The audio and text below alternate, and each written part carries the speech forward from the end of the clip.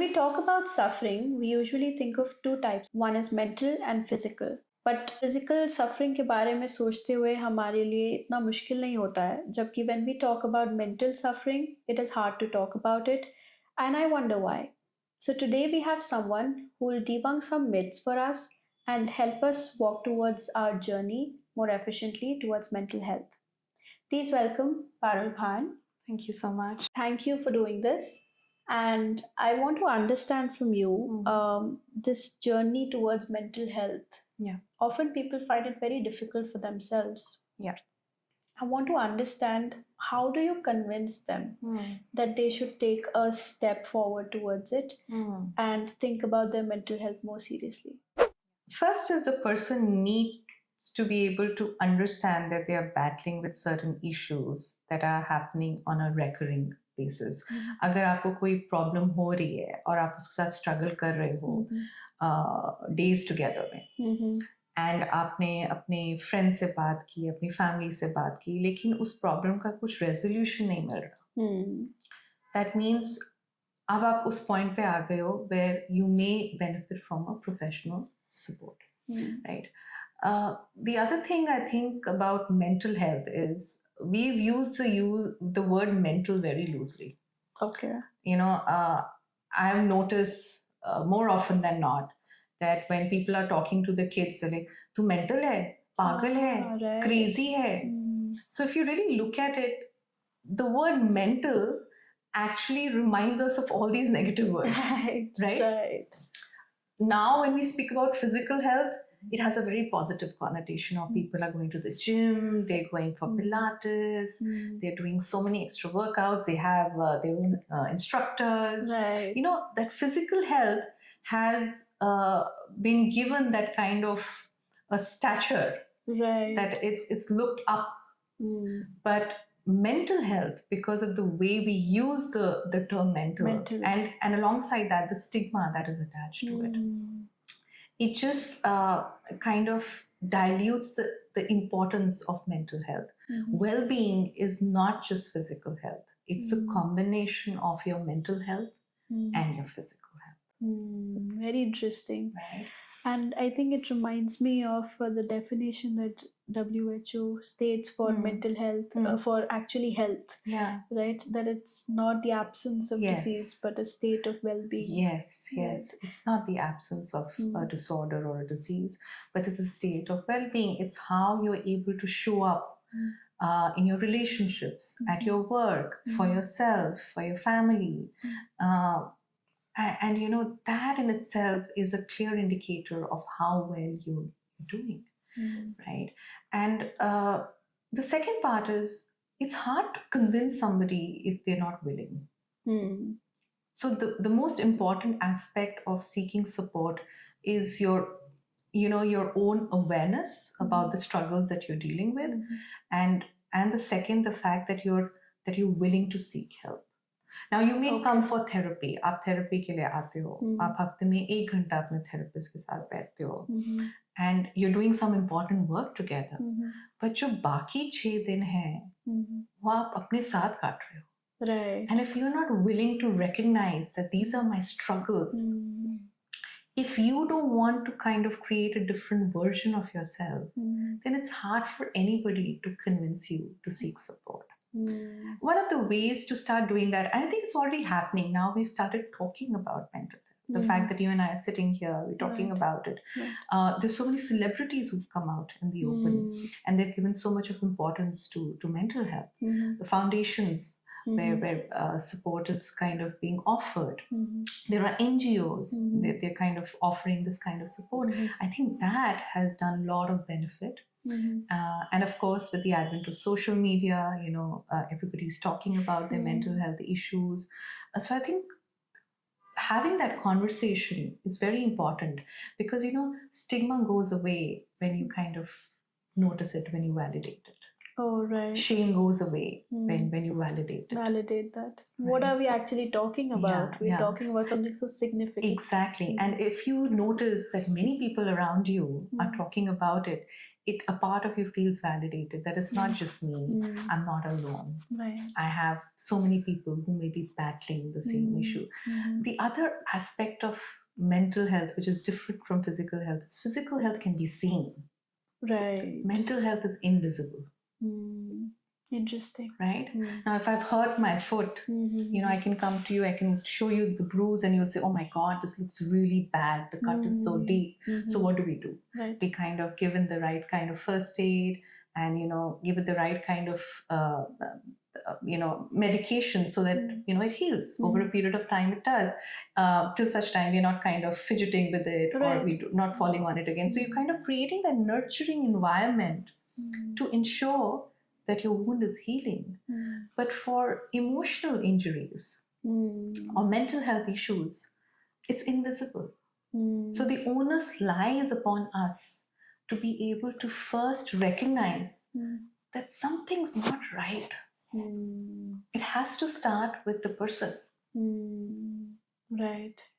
I totally resonate with you because I think this works for me as well, because the minute I recognize, acknowledge what I'm going through, and I think it has to do with a little bit with the way you think. I want to understand a little bit more from you. Because what I've seen, अगर मुझे लग रहा है कि I have got hurt, if I'm alert about how I'm feeling, if my level of alertness is high, then it is very easy for me to recognize it quickly and then work on it within that time frame. I'm not sitting with it and I'm not sleeping with it and I'm not letting it become a bigger scar. I'm alert that this has happened and it will take me 5 to 10 minutes to cure it if I don't do it right now. It is just like if I'm getting a wound somewhere, I have to cater to it. If I don't cater to it, it can turn into a bigger problem. Correct. So if I'm alert and that practice of being alert all the time when something happens to me works wonders. If you just attend to that problem there and then, 5 minutes, give 5 minutes, it can secure you, it can prevent you from so many bigger problems that might originate from that little scar.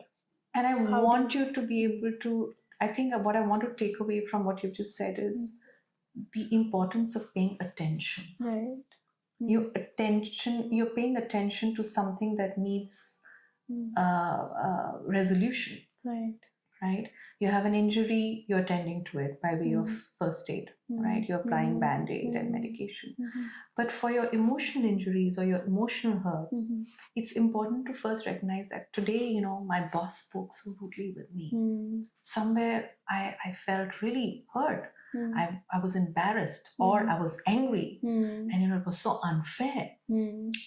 The fact that we are able to kind of attune ourselves to that emotion and we're able to label that emotion in that moment is so very important, because you're not kind of, you're saying that, yes, I'm hurt. You're giving it that importance, that space that it needs, that recognition that it needs. Right. Because once you're able to do that, then you can next ask, so what do I need to be able to feel better? Right. If that means picking up the phone and calling my friend to vent out and then getting that validation from my friend to say it's okay, chalta hai, aise hota hai, but tujhe to pata hai, theek ho jayega. It's like applying balm to your wound. Right. And then you get that courage to say, okay, it's just something that happened, but I've been able to address it. But if this has happened and I don't recognize it, that I'm hurt, I don't label my emotion, forget that. And then I'm not able to reach out to support because I haven't given it that importance. So then that's a hurt that I've had. Now cut to second day or third day, a similar instance happens. Now it's like that injury is piling on. Right. And there could be a time one day where you can't take it no more, and then you'll have an outsized reaction. Very true. Right. Yeah. So I think it's very important to be able to pay attention and give recognition to whatever that we're feeling. Right. Right. And then take action based on what we feel is appropriate. Very true. And now that we have spoken about paying attention, I think the second step to this would, and I would like to know from you, the second step, in my opinion, is that there are many ways of coping up. Yeah. Different people use different ways. Like Sure. for me, if I have gotten hurt, then I'll first recognize it, and then I am my own doctor. Sure. Because usually, I'll analyze the situation. Yeah. And see, okay, what is the right way to go about it. Right. And I'll originate those thoughts Right. that will automatically fill the wound. Sure. But I want to ask you, particularly अगर हम कभी hurt होते हैं, तो what are the different coping mechanisms? See, like you rightly said, everyone is uniquely different, Yeah. right? And what works for you may not work for somebody else, but what works for them may not work for you. So it's very important to understand what is our, safety toolkit look like. Right. What do you typically do? Like for you, you said that, it's the narrative that you have in your mind, the story that you tell yourself to be able to move past that internal injury. And that is the balm that you're applying to yourself. Right. ठीक है?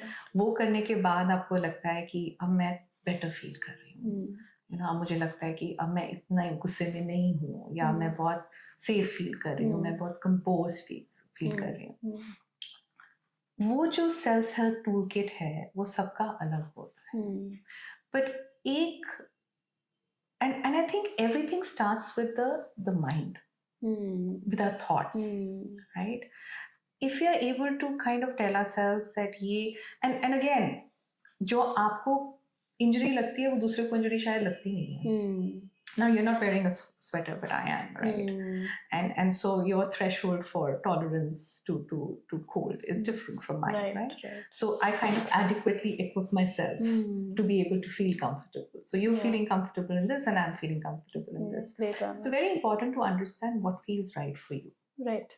Typically, I have noticed in the work that I've done, having a strong social support. And when I say social support, I mean, like I said before, having the safety of trusted people in your network can be a very, very important tool to be able to navigate some challenges. I'm not saying all challenges, but some challenges, right? For me, typically, I have now made a list of things that I need to be able to do for myself on certain days. Like if I feel that आज का दिन में मेरे बहुत complex cases हैं, and मुझे पता है कि somewhere or the other I need to be able to take care of myself. तो मैं उन दिनों के लिए अपना एक checklist बना के रखती हूँ कि मुझे अपने आप को hydrated रखना है, मुझे अपने meals नहीं skip करने हैं, मुझे एक रात पहले अच्छे से सोना है, and that is my to-do list, because this is my self-care. If I'm able to take care of these things, then I know कि मैं बाकी सब कर पाऊंगी अच्छे से. I'll be able to do justice to my client. I'll be able to do justice to my work. Right. So वो जो self help toolkit होता है ना, वो सबका अलग होता है.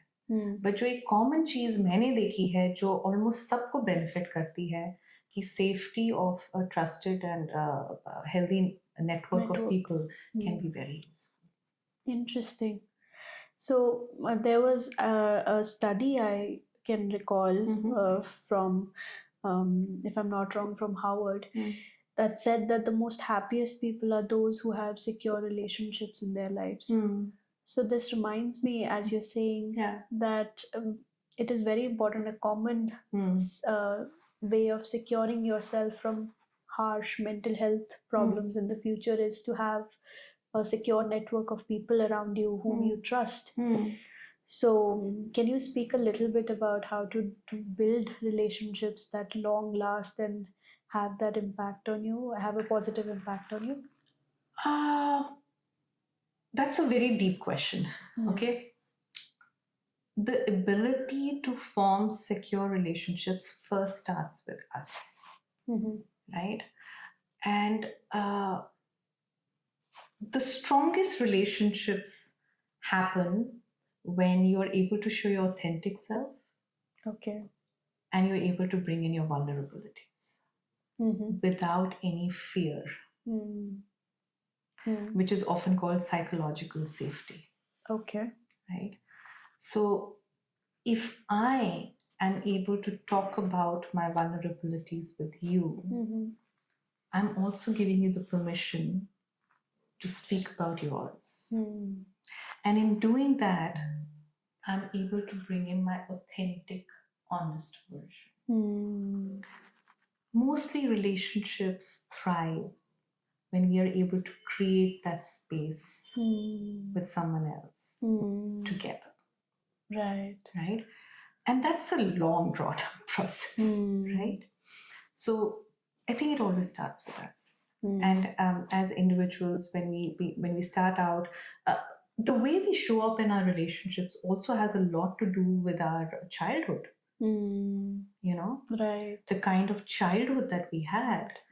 If they were adverse childhood experiences, अगर abusive relationships रहे हैं, अगर फैमिली में बहुत डिस्कॉर्ड रहा है, पेरेंट्स का रिलेशनशिप अच्छा नहीं रहा है, वो सब का इम्पैक्ट पड़ता है. And then we carry those patterns and certain beliefs about ourselves into our adult lives. Which is why it's very important if we are struggling, if you notice कि आपसे relationships कभी last नहीं कर पाते, ये क्या है? It's an indicator कि maybe the way we coped in our childhood, and mind you, the way we cope in our childhood sometimes is actually the best way of coping, because there's wisdom in our choices at that time. Okay. There's wisdom in staying quiet when you notice that parents are fighting, because आपको पता है कि अगर आप अभी बीच में कुछ बोलोगे तो it may have an impact on you. Right? So उस moment में चुप रहने में भी wisdom थी.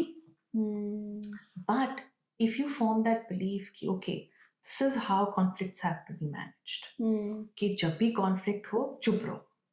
So I'm going to carry that belief into my adult relationships. But remember, you have evolved as a person, you have grown as a person, but you're carrying the same patterns. So what was adaptive for you as a child becomes maladaptive in your adult life. Right. And a person should pay enough attention to these patterns to be able to evolve with time. And sometimes it's not easy to do it single-handedly, because there are so many blind spots. Right. I remember one of my very dear friends comes to me like, मेरे को ये problem है, अब तो मुझे बता. I said, wait, I'm not your therapist. Okay. Because as a true friend, our boundaries are enmeshed. Right. I can't take a back foot and give her and share an observation which is bias free, because such a dear friend. Right. My first priority will be to safeguard her. Right. So I think it's very important to be able to journey with a professional when you notice कि आपके relationships में कुछ difficulties आ रही हैं और वो बार बार आ रही हैं. Right. And आपको समझ नहीं आ रहा कि क्यों हो रहा है. So you recognize for no the fault pattern. of yours. For no fault of yours. So how would I know that this person is worth paying? Like, how would I know that this person is worth my time even? Because see, it is such a subtle art when it comes to listening.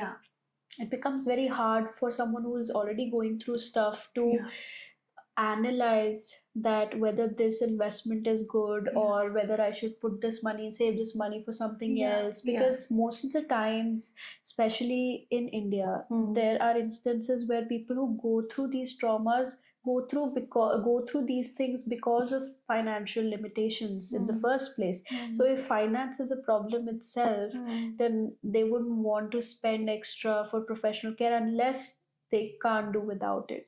So how do I know that this person is worth paying whatever he's asking or she's asking for Yeah. in terms of therapy? See, one thing is with the advantage that we have of internet today, we have information available to us so quickly, right?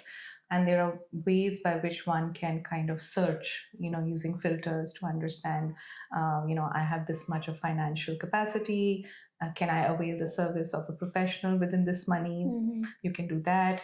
Then you also have those, reviews that are available for people to see in terms of how other, users have kind of rated the support.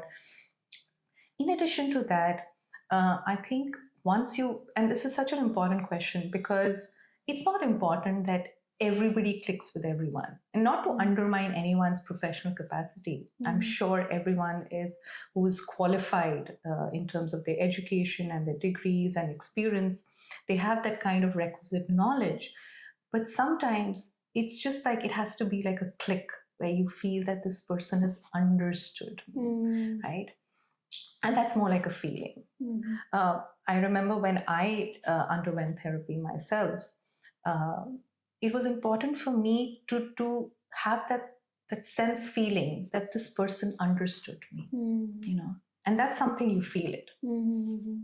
I know that this person understood me. They just kind of said things that I wanted to hear, and that is called empathic reflection.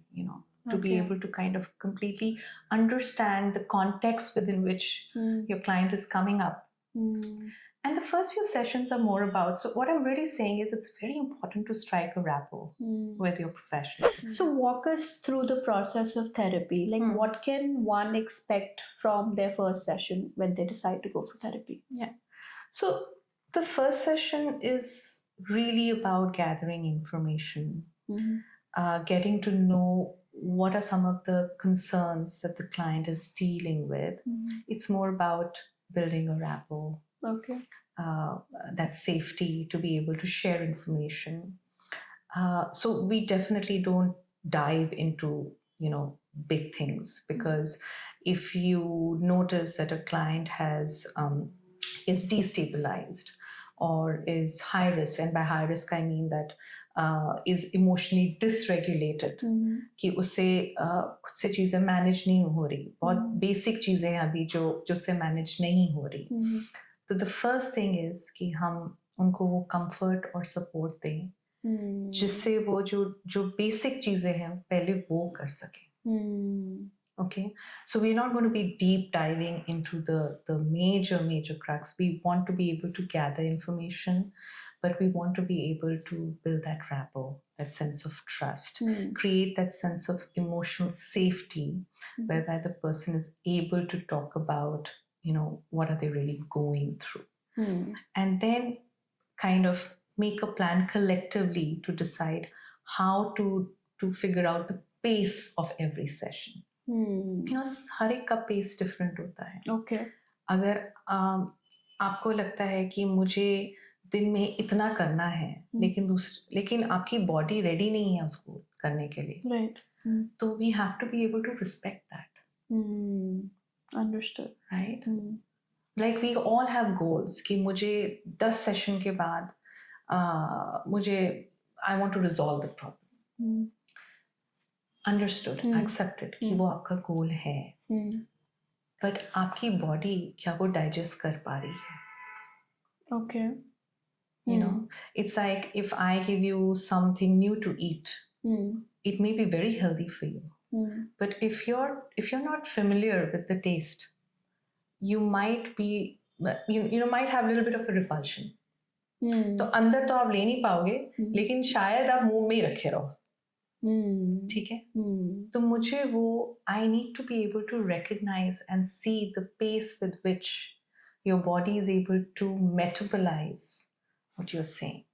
So it's really about understanding where the client is coming from, the context of the client, understand what they're dealing with, empathize with them, really come down to that level to see what is it for them, what is it that they are going through.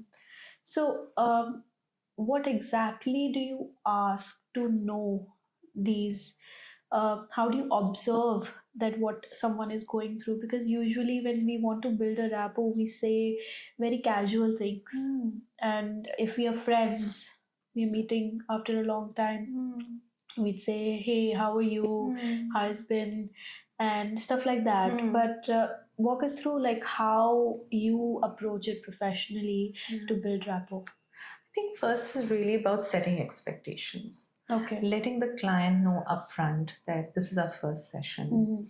It's important for me to understand, what is it that you're going through and how is it impacting you on a daily basis. Really kind of inviting them and opening the floor to be able to share, their difficulties, right? When you talk about building rapport, it's not just एक तो होता है कि ठीक है आप बोल रहे हो कुछ, right? But दूसरा आप the eye contact, आप उनको देख रहे हो, आप उनके gestures notice कर रहे हो, आप उनका body posture देख रहे हो, आप उनके pauses देख रहे हो, आप उनसे पूछ रहे हो कि जब आप ये बोलते हो आपको मुश्किल लग रहा है क्या, आपको कैसा लग रहा है. These constant check-ins that you're doing just to understand and make them feel comfortable, to also let them know that you're there for them, कि वो अकेले नहीं है. So these are these are these small things, when they come together they can have big impact on how you kind of move forward in your interaction. So I would want to understand, and I would imagine that a professional like you can very easily judge someone from their postures.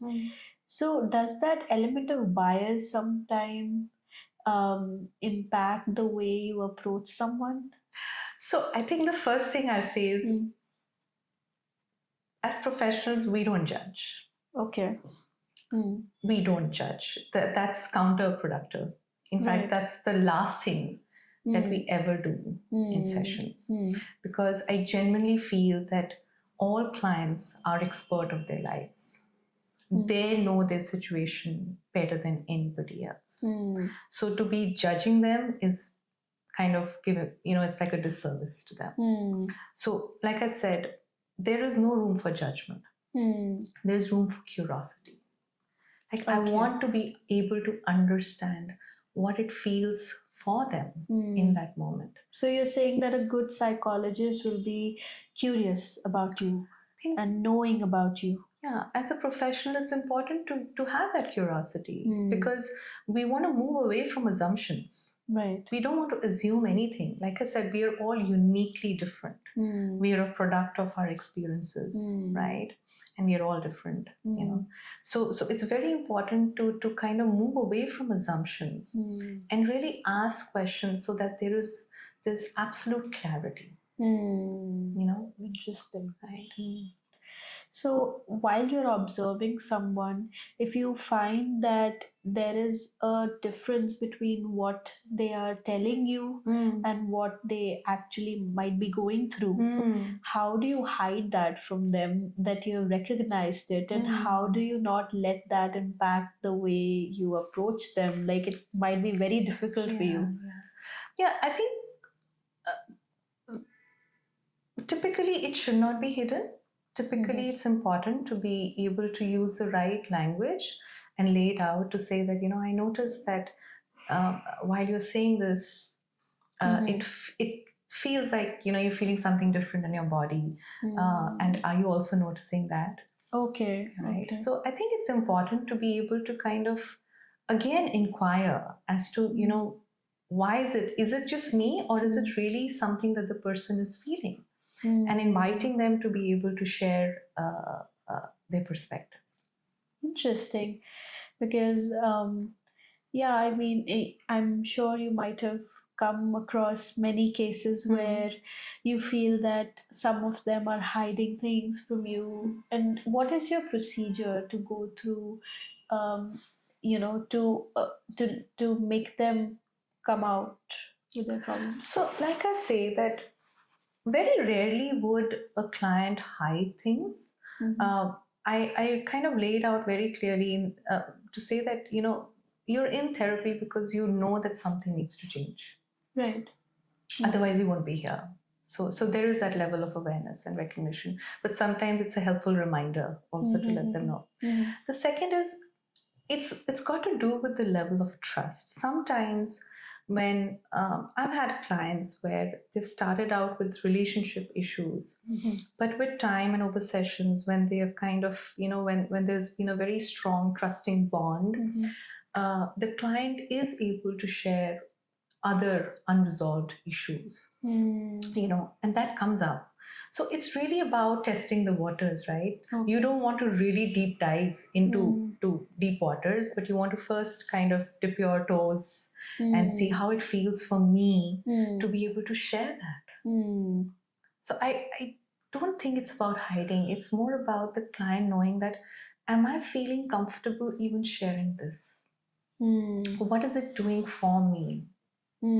Is it adding to my level of, whatever emotions that I'm feeling, or talking about it is making me feel like as though there's catharsis happening, like जैसे release होता है ना, कि आपने बात की और आपको ये एहसास हुआ कि मुझे कितना relief मिल रहा है. So remember, I think for a person who's doing it, it's new to them.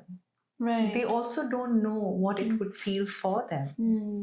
And so it's very important to be able to give them that level of respect, to say, just take your time, and to be able to recognize their pace.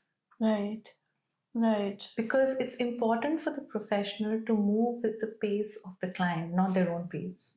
I may have this that, I wish I can do this for my client, but I can't do that for them. I have to be able to respect कि उनका pace क्या है, and accordingly move with that. Right. Right. Interesting. Because as you were speaking about relationships a while back, I want to understand from you, have you come across people with grave issues relating to their relationships? And because a while back also we discussed about the fact that relationships are such an important part of anybody's life.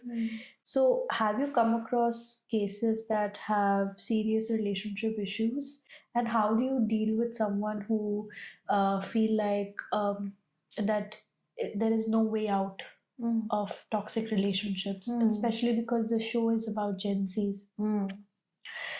This issue comes up a lot more than anything else during my usual surveys. And I want to understand how to address it to Gen Z in a way that they can find it most suitable.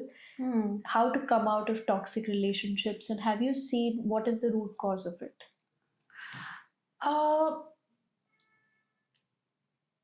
See, toxic relationships have certain characteristics. Okay. It could be lacking trust. It could be manipulation. It could be coercion. It could be abuse, emotional or psychological or physical. There could be elements of violence in it. There could be gaslighting. Okay. Right. So there could be many ingredients that would make a relationship toxic. Right. And these are some indicators that tell you that it's not right. Now, how do you come out of it? Again, I think it depends on everyone's value system. We all have a value system, right? And that serves as a roadmap for each of us. Now, as long as we are able to adhere to that value system, we are able to bring out the best versions of ourselves in relationships. But when we notice that there's an element of dissonance, Right. आपको एक feeling आती है कि कुछ ठीक नहीं है. Right? And I would say the best way to be able to manage that is communication. Okay. But communication also in a way that is well received by the other person. So मैं तो हमेशा कहती हूँ कि जब आप communicate करते हो ना, I language use किया करो. Okay. For instance, you said something to me. Hmm. आपने तो बोल दिया, maybe for you it didn't mean too much. But I'm a different person, right? Maybe I'm a little more sensitive than you are. और मुझे बड़ा hit किया. First thing is to recognize कि ये जो हुआ ना, ये इससे मुझे बहुत disruption हो रही है अंदर. मैं इसको I'm not able to move past it. ठीक है. Second, to say कि when you spoke to when I was spoken to like that, I felt disrespected. And I want to feel respected in this relationship. Is it possible that we come to an agreement that we don't use these words? Because this relationship is very important to me. Right? So I think that ability to communicate effectively and openly without any fear is very important.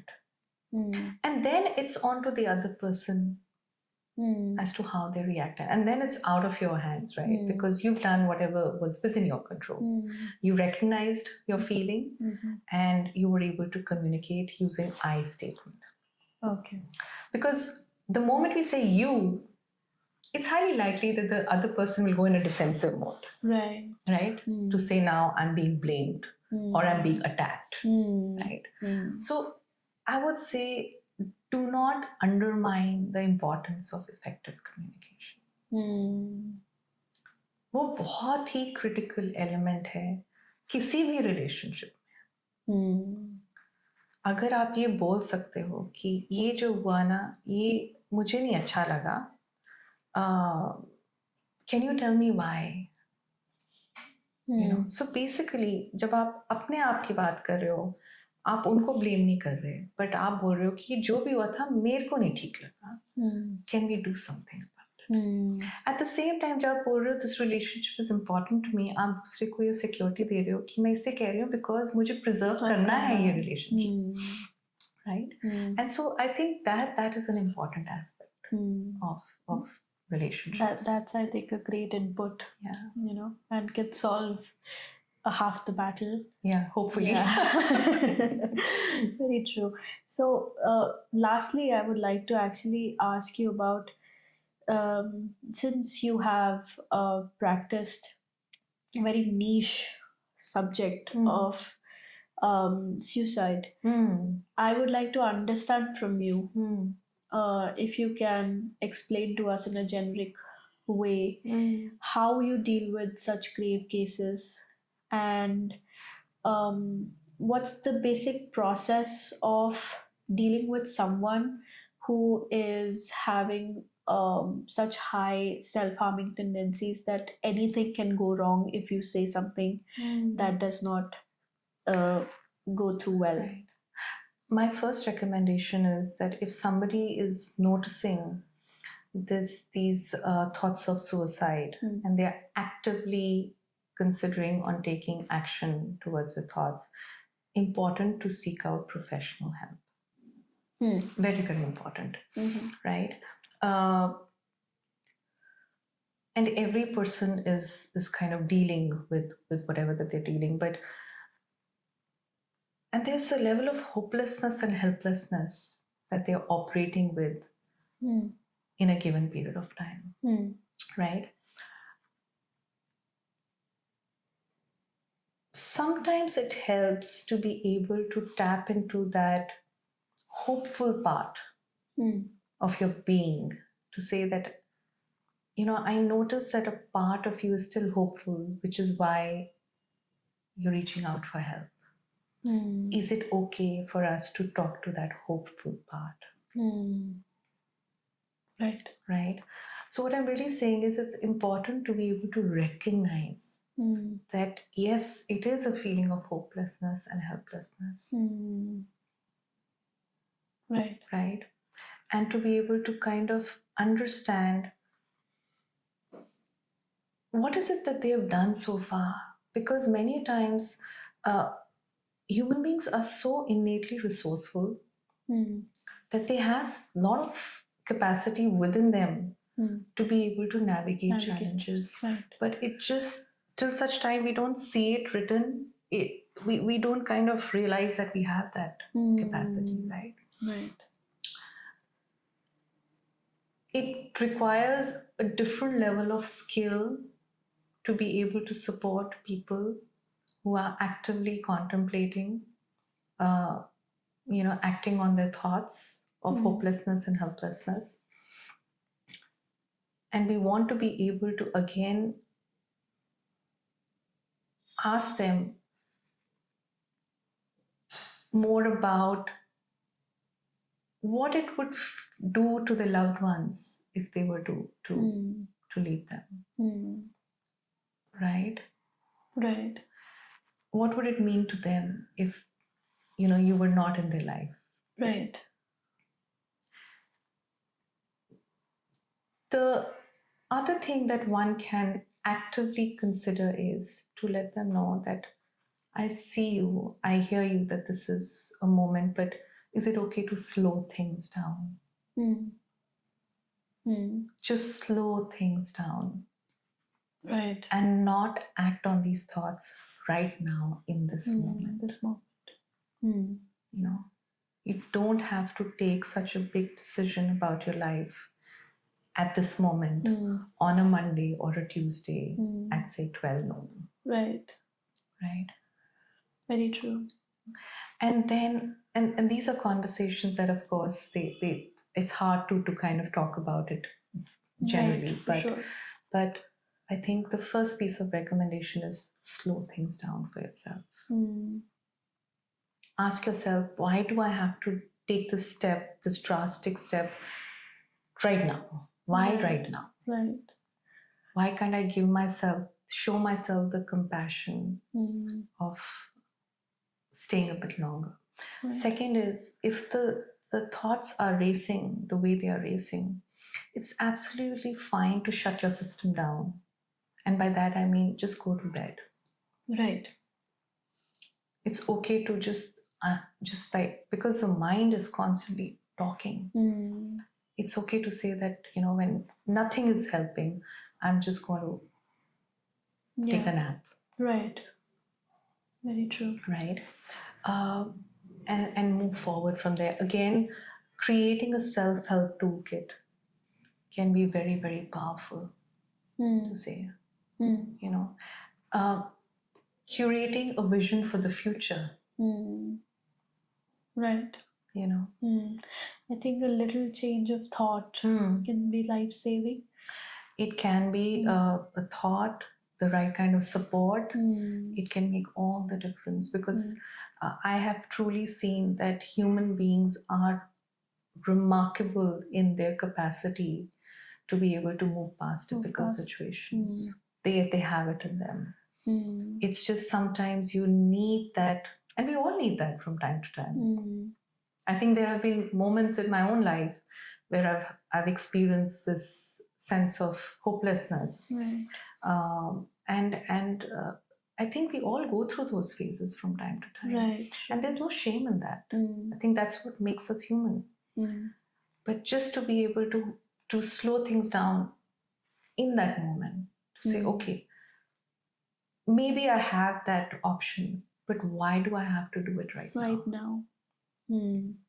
So just slow things down, shut your system in a way that you can sleep for a bit, just to unwind and, bring a pause to that internal chatter, which is not doing any service to us. Right.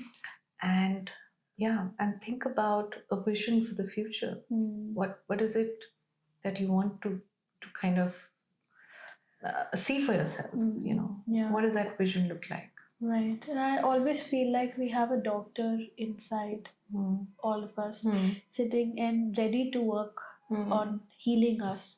But we have to give it some time. And if we are having very strong self-harming tendency or thoughts like that, we should give it just some more time so that the healing can start and we'll get. And I want to be able to say better. that sometimes those feelings come from a place of validity. It's not that they're coming from a vacuum. Right. There could be some serious pressures that we are going through that makes us feel that, and that's very valid. It's very valid. It's very valid, and I want to be able to see that and respect that feeling and emotion. But just to say that, can we show ourselves a little more grace and time? Right. I know of people where faith has been very, very helpful to them. I have known of a person who really kind of, spoke to her faith and was able to kind of take a step back on her own when she realized that her faith says that she should rise up to the occasion no matter what. And I think that faith can be very beautiful too. Right. It can give you that anchor and that support in the most difficult moments of our life. Right. So, and there is support available to anybody who's listening, who's feeling like this. I think it's very important for them to know that there is support available.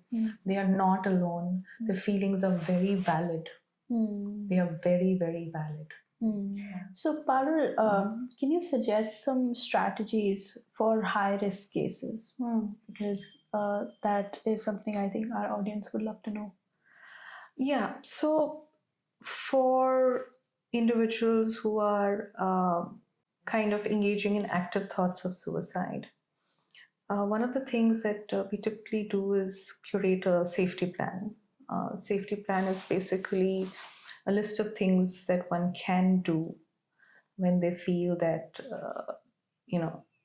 the feelings of hopelessness and helplessness are coming up a bit too much, and there could be a tendency to act on the thoughts. So it's important to have crisis support numbers to reach out to, like A&E, which is emergency numbers.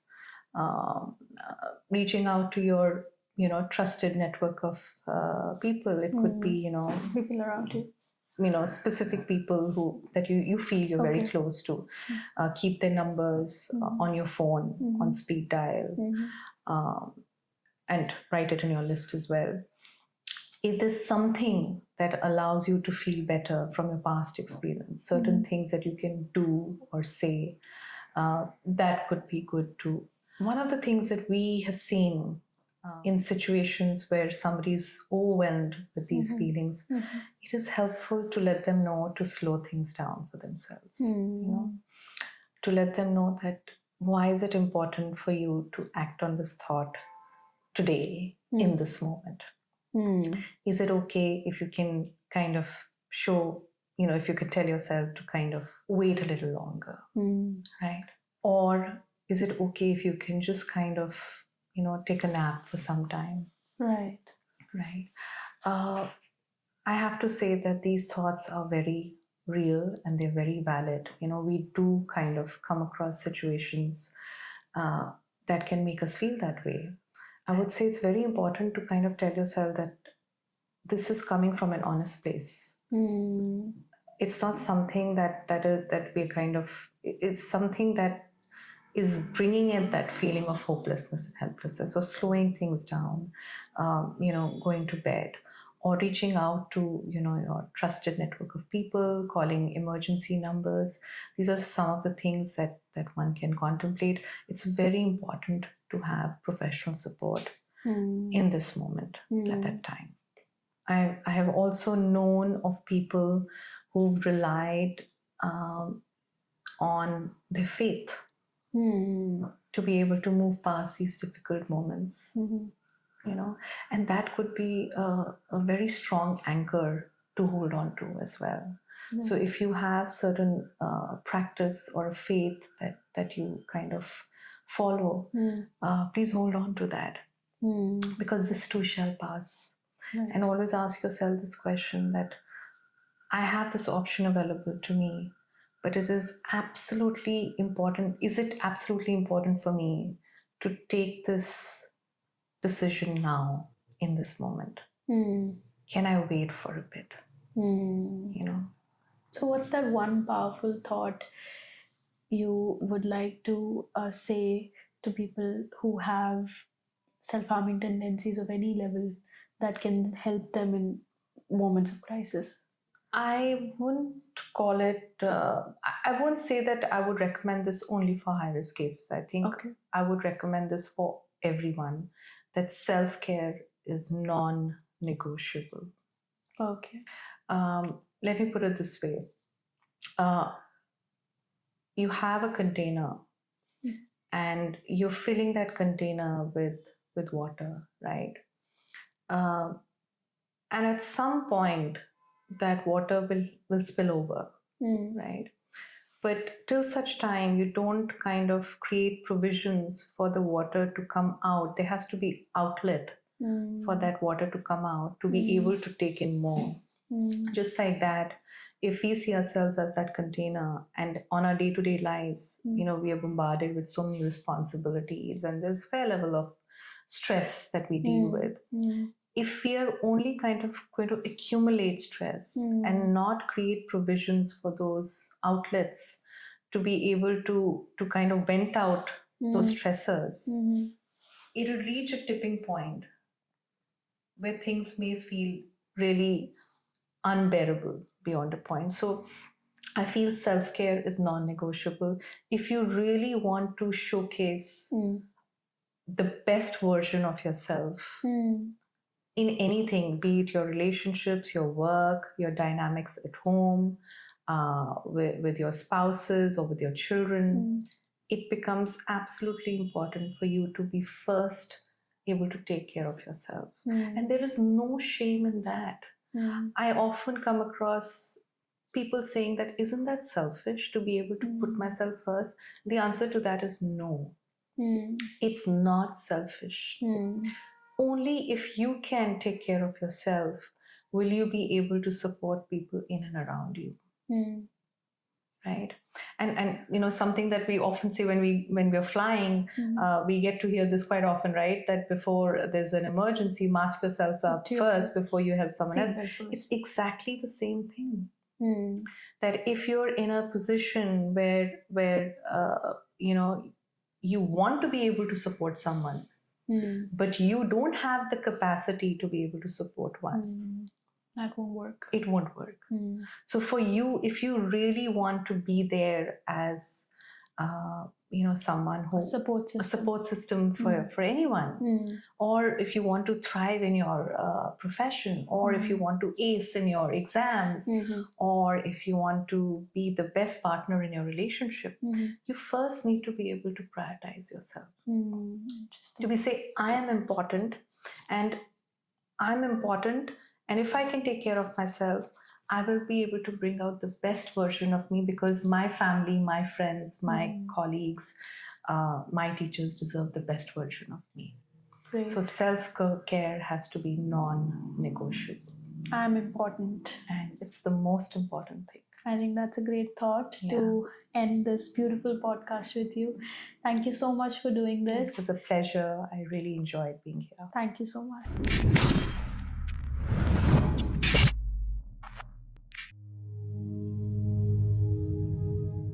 For more such insightful, impactful, and enlightening conversations, stay tuned to Gen Z Banega Villain Z. I'll see you in the next episode.